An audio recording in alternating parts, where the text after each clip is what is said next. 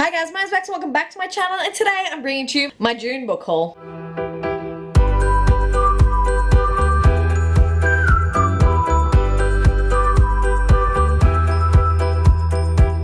It is that time again. It is time for me to tell you guys what I bought in the month of June, and I'm excited. There's a few books here. I'm going to try to act like you can't hear my bird squawking in the background or my dog barking, and we're just going to move on. I have 7 books to show you guys today, and I'm so excited because I did not get them all myself, so look at me with the self-control. So without further ado, let's dive straight in, starting with the book that I got in a book box. That one was Sorcery of Thorns by Margaret Rogerson. I got this in my Owl Crate for June. If you'd like to see my Owl Crate unboxing, I'll leave it up above in the card so you can go check it out if you want to see what else I got in that unboxing. And this follows a girl named Elizabeth who is a foundling in one of Ostermere's great libraries. And she has grown up amongst the books, amongst the libraries, amongst the grimoires that whisper on the shelves and rattle under their chains. If these grimoires are provoked, they turn into grotesque monsters, and she hopes to one day become a warden who protect the realm from their power.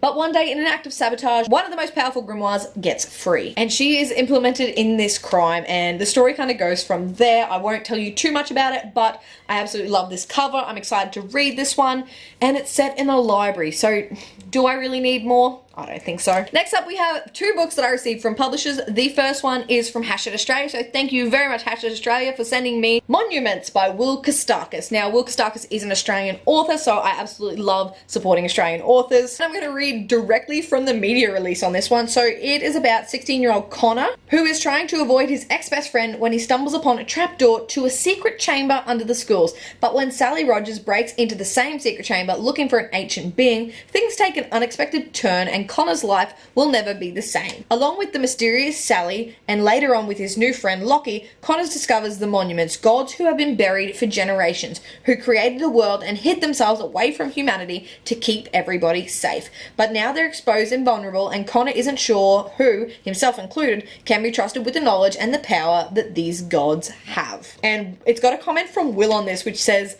it's inspired by his own attempt to find the rumored secret tunnels under his high school. I love that. That's really, really cool. And Will's an Australian author, which I can't wait to support, and I can't wait to read Monuments. But thank you very much to Australia for sending this one to me for review. I'll be getting a review up for you guys before release date, which is in September. The next book I have to show you is another one sent to me by a publisher, and this one is Quantum Ridge by David Valsorda. Now, I'm really excited to get this one. David is another Australian writer. He is from Melbourne, and as you guys know, I freaking love Melbourne. I'm going to read this one directly off the back as well, so I don't get it wrong. This was sent from Paran Press, so thank you very much, Paran Press, for sending this one to me, and the author has a little note in this as well, which I absolutely adore. I love that he took the time to write this one to me, and I can't wait to share you guys the synopsis, so let's have a read. So it says, for love, money, power, or vengeance. For historian Jacob Atlas Roy, the newest member of a hastily thrown together interdimensional task force, the question is, why would someone leave their world behind to travel through time? But at the sight of the team's tear, deep in a forest outside of Munich, there can only be one reason: to gamble in one universe with the devil of another.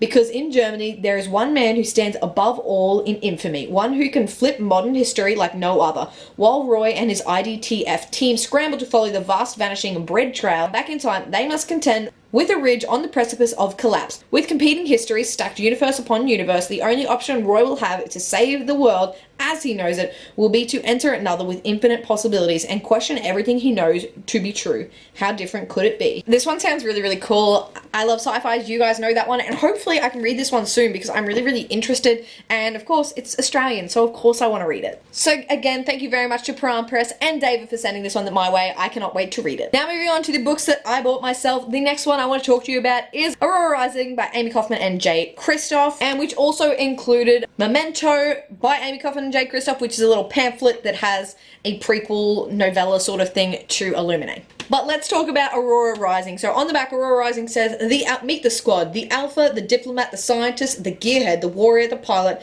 and the mystery girl. So really excited about this one. I love Amy and Jay's writing, as you guys know. You've seen me review a lot of their stuff already, and I adore it. And this is a new one together, so I'm excited to see if this one I love as much as I did Illuminate. So the year is 2380 and the graduating candidates of Aurora Academy are being assigned their first mission. Star pupil Tyler Jones is ready to recruit the squad of his dreams, but his own boneheaded heroism sees him stuck with the dregs nobody else in the academy would touch. These absolute misfits must go and somehow rescue a girl from interdimensional space who's been asleep for a very long time, and she is the catalyst to a war. So I guess they've got to stop that, but I'm excited. I love their sci-fi writing. This one's signed by Jay Kristoff and stamped by Amy Kaufman, so I love that, and it's personalized for Beck. Love that. Alright, next up, I was in Brisbane the other day and I went to Bexnbookx and got a few books. So the first one I'm going to talk to you about is Truly Devious by Maureen Johnson, which I freaking love the cover of. Now this, I hear, is like a murder mystery that's centered around like a private school, and the founder of Illingham Academy, his wife and daughter were taken, and is like one of the biggest mysteries and still is an unsolved crime. And many years later, Stevie goes to this school and who is determined to solve this cold case. That is until Truly Devious returns and the past crawls out of its grave. So I'm so excited to read this one. This is actually on my TBR for July, so really hopefully I get to it. I'll be reading this for the Book Junkie trials. And yeah, really excited about it. Love this cover, love everything about it, and it's a little bit outside my comfort zone because I don't really read like murder mysteries. That's just not my thing, so I'm hoping this will make a start. Moving on to the next book I bought at Bexnbookx, that is The Extinction Trials Rebel by S.M. Wilson. This is a book that I have already read and I've already really enjoyed. I just wanted to add the book physically to my collection because I read this one on ebook. So basically, The Extinction Trials follows Storm Chaser and Lincoln, and basically in this ruined world, they are looking for escape and are looking for a cure to the plague because there's plague going around that's kind of killing everybody. They sign up for a contest, which is kind of like the Hunger Games, where they get to go over to the other country with dinosaurs. So it's basically been pitched as Jurassic Park versus Hunger Games.